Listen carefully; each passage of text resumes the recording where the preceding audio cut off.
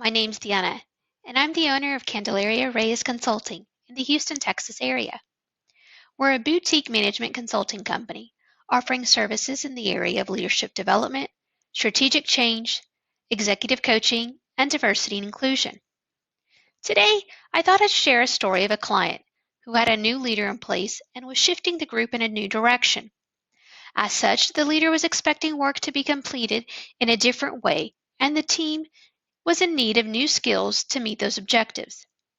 This particular client was in the area of project management and field service engineering and had about 100 people in the division.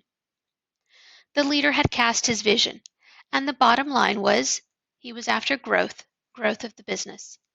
And he wanted the group to be more end user centered and offer true services to the group's constituents, both internal and external audiences. Now, historically, for this particular group, they had worked more like a fulfillment center, work being handed down to them from other groups across the organization. They had not sought new opportunities, new clients, or new work, and this was one of the shifts the leader was making, seeking revenue and work from other avenues. So the client asked me to come in and help with the how. How do we get there? How do we build the skill set needed to truly service our customers and grow our business? How do we shift our behavior? And how do we continue to build influence with other departments to refer our services out? Now, the leader was a strong advocate of this initiative and a strong sponsor. Together, we came up with a communication plan, and we dove into conversations with the team and customers to build understanding and awareness of why this vision was so important to the business, what it meant to change, and what would happen if the group chose not to change.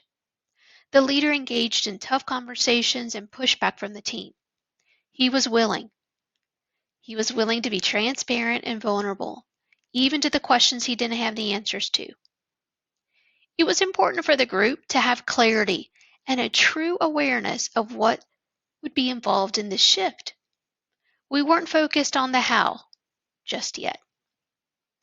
The next phase involved building the motivation amongst each team member.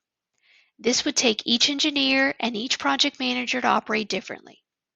We held large town hall type conversations, smaller staff meetings, and even one-on-ones so that each person could identify their true motivator, their drivers, and then identify the pros and the cons to seeking this new work, this new sets of revenue.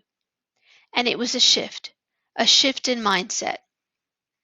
What I found was that this piece was most labor intensive because this is where all the personal choices had to be made. I nor the leader could control these.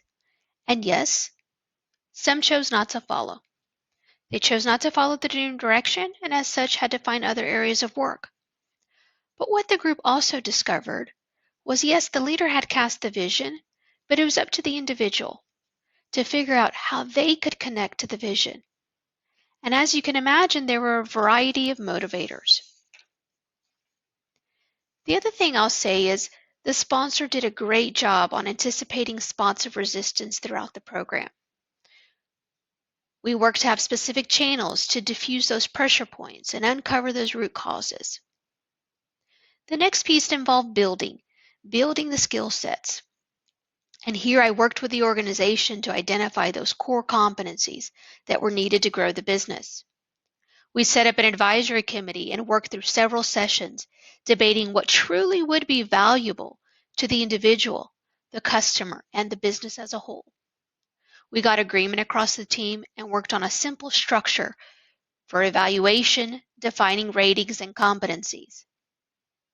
As we moved through this building, we found that some of the skills that were needed were courses that we could outsource or have people do on independent study, but others were unique to the organization. So the advisory committee decided to build those.